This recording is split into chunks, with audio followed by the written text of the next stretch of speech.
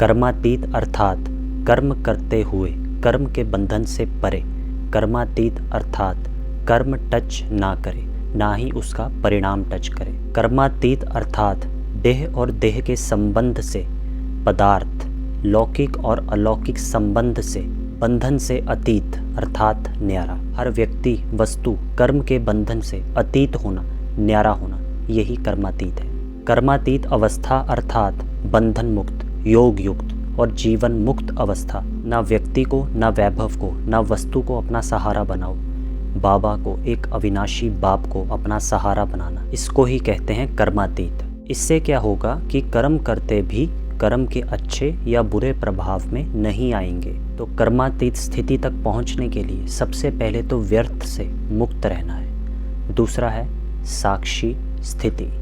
साक्षी अर्थात इस संसार के खेल को साक्षी होकर के देखो। दिन भर दर्शक बन के रहना।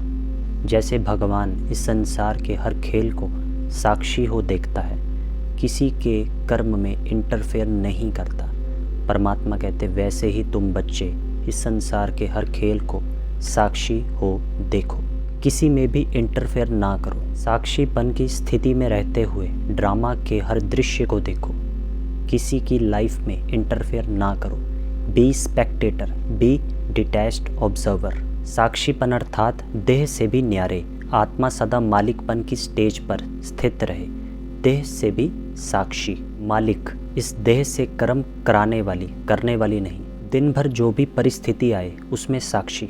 कभी भी कर्मेंद्रियां अपने बंधन में नहीं बांधे, इसको कहा जाता है साक्षी।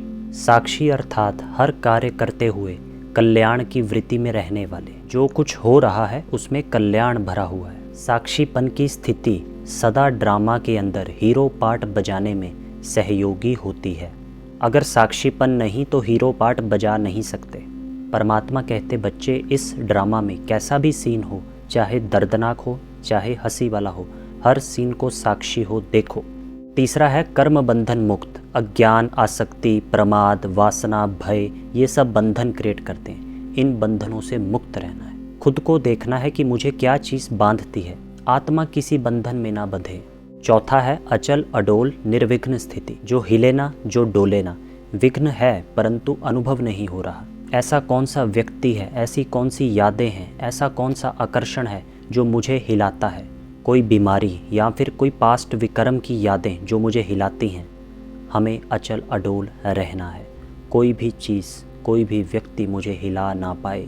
पास्ट में जो विक्रम किए हैं उनकी यादों को भी साक्षी हो देखो, ताकि उसका फोर्स कम हो जाए। डिफ़िकल्ट सिचुएशन में भी हमें स्टेबल रहना है, हलचल में नहीं आना।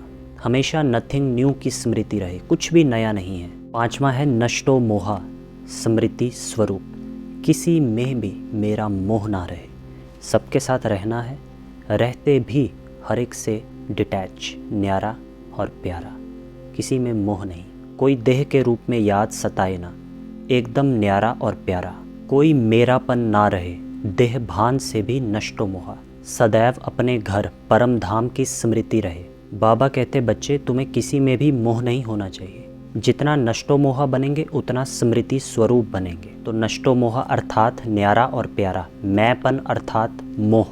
अगला है कर्मेंद्रिय जीत। जिसने इंद्रियों को जीत लिया वही विश्व को जीत सकता है। अगला है प्रकृति जीत। प्रकृति को भी जीतना है, 5 तत्वों को जीतना है।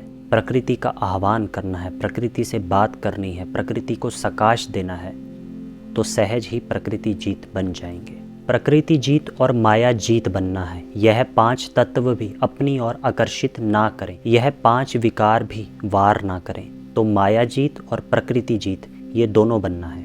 बाबा कहते हैं हमेशा याद रखो कि हम शिव शक्ति हैं, शिव और शक्ति दोनों साथ हैं। तो यह स्मृति माया जीत और प्रकृति जीत बना देगी। माया जीत प्रकृति जीत होने से सुख का राज्य, सतो प्रधान राज्य, सुनहरी दुनिया बन जाएगी। अगला है निराकारी, निर्विकारी और निरहंकारी। तो संपूर्ण निरहंकारी बनना अर्थात आकारी और निराकारी, सहज बनना। मैं शब्द देह अहंकार में लाता है, मैं निराकारी आत्मा स्वरूप हूँ। जब ये स्मृति लाएंगे तो ये मैं शब्द आपको देह भान से परे ले जाएगा। मनसा में निराकारी, वाचा में निरहंकारी और कर्मणा में निर्विकारी। कोई भी कार्य करो, उस कार्य करते समय अभ्यास करो कि मैं निराकार आत्मा हूँ, इन कर्मेंद्रियों से कर्म करा रही हूँ। तो निराकारी आत्म स्थिति से निराकारी बाप स्वतः याद आता है। तो निराकारी, निर्विकारी और निरहंकारी, इन तीनों वरदानों को सेवा में, प्रैक्टिकल में लाना है। सोच में भी लाइटनेस, हल्का, लाइट। अगला है फरिश्ता। फरिश्ता अर्थात पुरानी दुनिया के संबंध, संस्कार और संकल्प से हल्का। फरिश्ता अर्थात सर्व के संबंध में आते भी सर्व के संस्कार स्वभाव में हल्कापन। फरिश्ता अर्थात स्वराज्य अधिकारी। फरिश्ता अर्थात इस साकार देह से न्यारा, सदा लाइट के देहधारी। यही लगन हो, अब फरिश्ता बनना है। फरिश्ता अर्थात कर्म, बोल, संबंध, संपर्क में बेहद हो। फरिश्ता अर्थात जो सर्व का प्यारा और न्यारा हो। फरिश्ता अर्थात जिसका पुराने संसार और पुराने संस्कार से कोई नाता नहीं। फरिश्ता अर्थात सदा मनसा वाचा कर्मणा संबंध संपर्क में डबल लाइट अर्थात हल्का।